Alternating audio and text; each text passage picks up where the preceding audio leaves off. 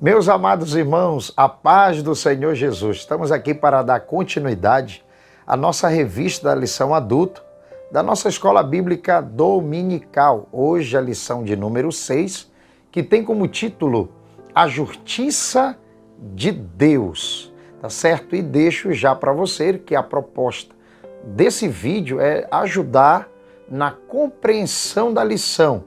Estaremos passando de forma resumida, mas sendo objetivo e claro, para termos uma compreensão da lição em si. E isso serve até para professores ao dar aula, onde ele pode aprofundar os pontos que consideramos importantes na lição para ser trabalhada, para ter um esclarecimento acerca desse título. Por exemplo, a lição hoje fala sobre a justiça de Deus. Veja que esta justiça que Ezequiel apresenta aqui não é a mesma justiça apresentada pelo apóstolo Paulo lá nas suas cartas. Aqui estaremos trabalhando hoje, ela está relacionada à retribuição do pecado de uma nação, ou seria também de uma pessoa, mostrando que Deus não é impune aos erros, à rebelião, aos pecados dos homens, a uma nação, tá certo? Então é sobre isso que estaremos trabalhando nesta lição, esclarecendo essa questão que Deus não é impune a todas essas situações, essas rebeliões diante de Deus, tá certo? E quero já começar aqui com você, no primeiro ponto da nossa lição, deixo aqui para você, que fala sobre a identificação do juízo divino. Veja que esse primeiro ponto será trabalhado acerca da ação de Deus em relação à retribuição dos pecados. E veja que nesse assunto, os profetas, eles tiveram um papel fundamental na época, naquele período, naquele momento, em anunciar a ira de Deus que viria. Mas veja que a lição ela trabalha conosco para trazer para nós esclarecimento acerca dessa ira que Deus ele derrama sobre nações, posso dizer, como forma de retribuir seus próprios pecados. Veja que a lição traz para nós que essas ações de Deus, elas têm uma justa causa, não é algo injusto. E sempre Deus manda uma mensagem antes, com a finalidade que o povo venha se arrepender. Eu deixo aqui para você um texto que é importantíssimo para a compreensão deste assunto, que está no livro de Amós, no capítulo 3, versículo 7, que diz assim: certamente o Senhor Jeová não fará coisa alguma sem ter revelado o seu segredo aos seus servos, os profetas. Veja que Deus sempre traz um aviso prévio, sempre mostrando com a intenção que cheguem ao arrependimento. Esse é o propósito de Deus.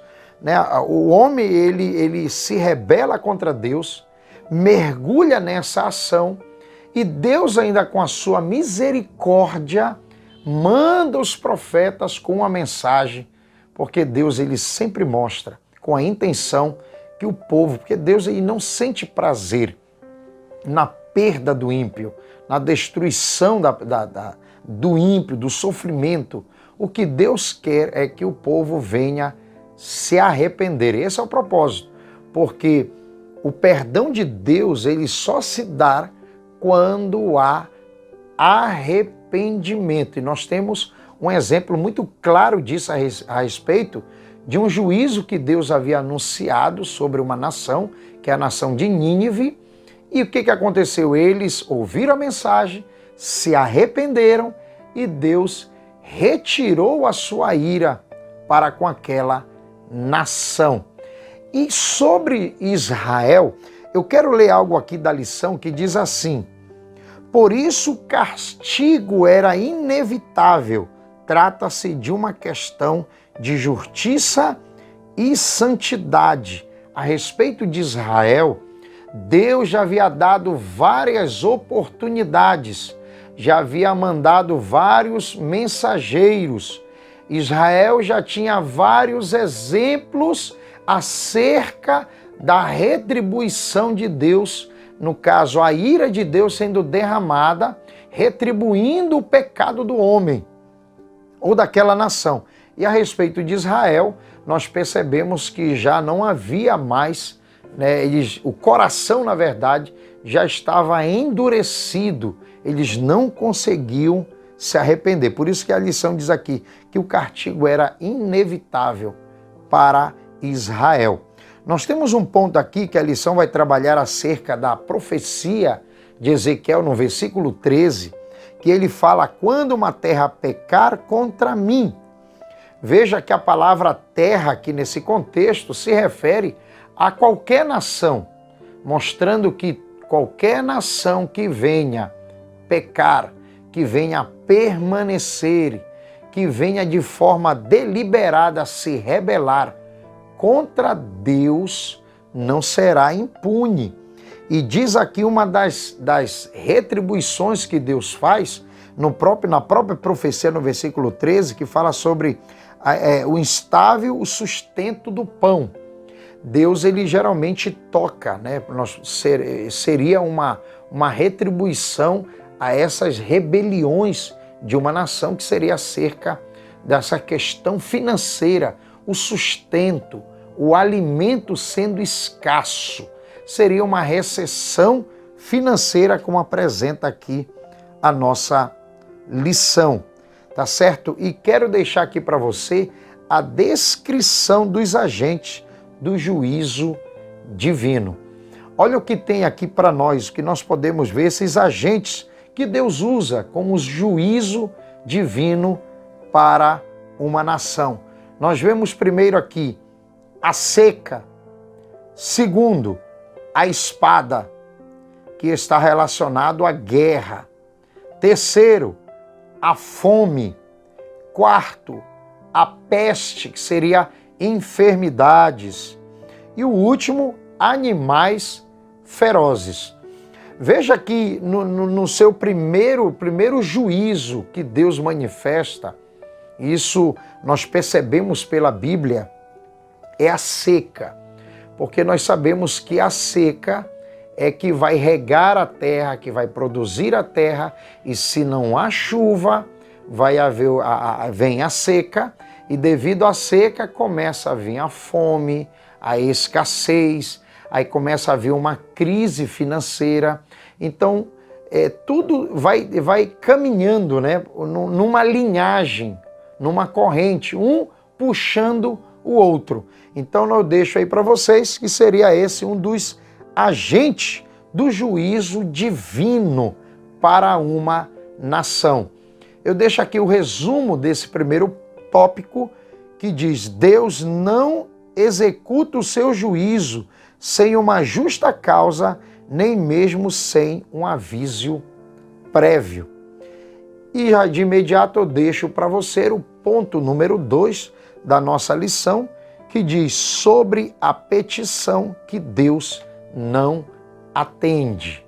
Veja que aqui na lição número 2, no ponto número 2 da lição, nós teremos aqui um caso assim, atraente, podemos dizer, em que Deus diz que não ouviria a intercessão de alguns homens justos, mencionado por ele mesmo, quando ele diz: olha, ainda que esses homens intercedessem, a ira de Deus, a minha ira, Deus dizendo, meu juízo seria inevitável para a nação.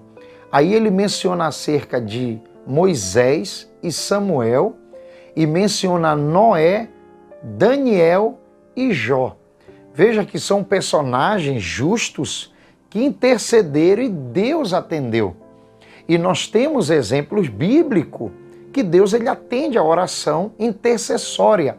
Nós vemos aqui, a lição apresenta para nós o caso de Sodoma e Gomorra, que poderia ter sido livrada pela intercessão de Abraão, se ali houvesse 10 justos. Nós vemos Moisés e Samuel intercedendo sempre pelo povo, o povo sempre em rebelião, com o coração obstinado, e esses 2 homens clamando a Deus, intercedendo por eles, e Deus se compadecendo do povo. Então nós vemos que Deus ele atende a oração intercessória, e devido a esses exemplos e outros, que hoje nós oramos sim uns pelos outros, e tem efeito sim, segundo as Escrituras. Mas nós vemos aqui, na mensagem que Ezequiel ele traz para a nação, que nem que esses homens, mencionando homens que oraram, não seriam atendidos. Essa intercessão. O que isso traz para nós? Que o pecado ele tem o seu limite.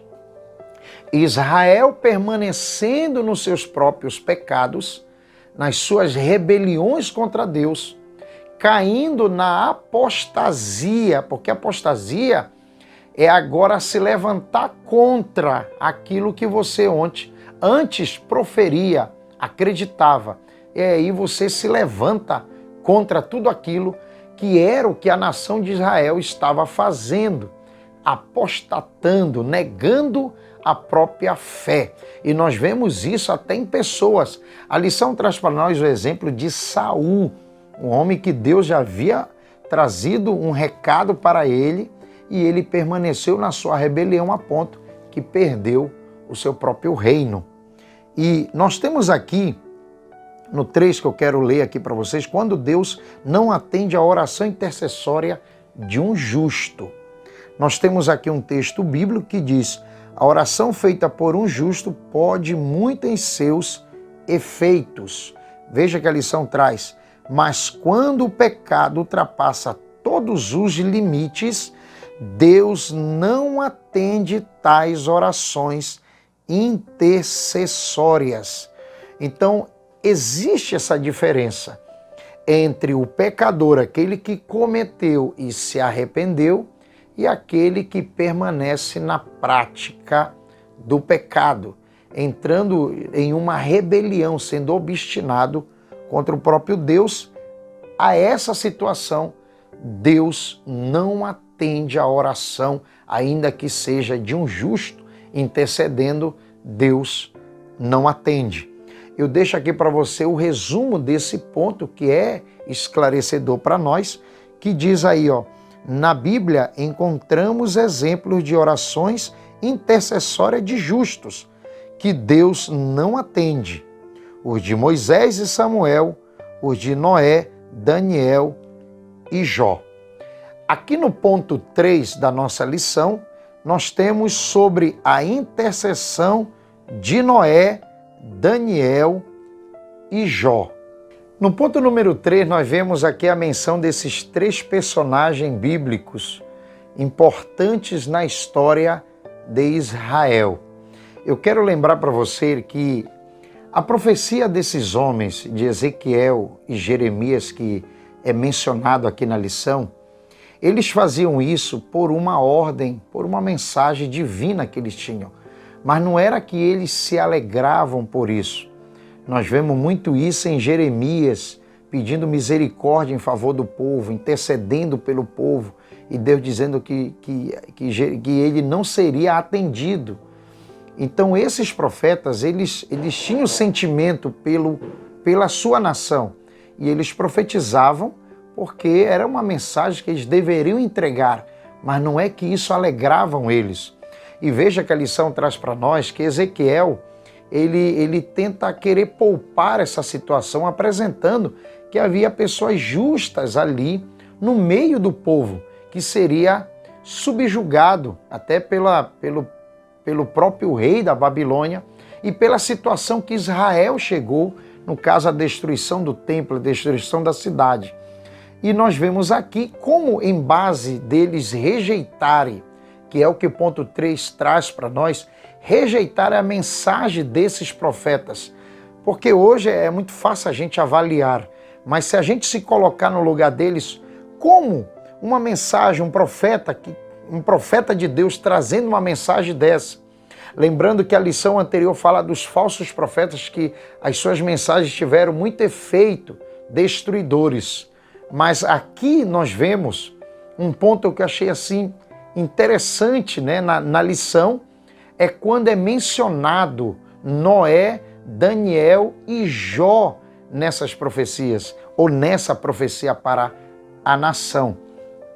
Se entende que a rejeição da mensagem profética do juízo divino que viria para a nação era porque nós entendemos que eles conheciam a história de Sodoma e Gomorra, aonde Sodoma e Gomorra, poderia ser livrado se houvesse ali pelo menos 10 justos, como Deus havia falado para Abraão.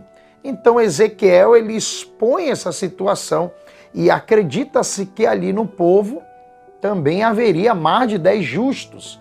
E o povo rejeita, não crendo que Deus iria derramar o juízo dele, apesar de ter justos ali no meio do povo.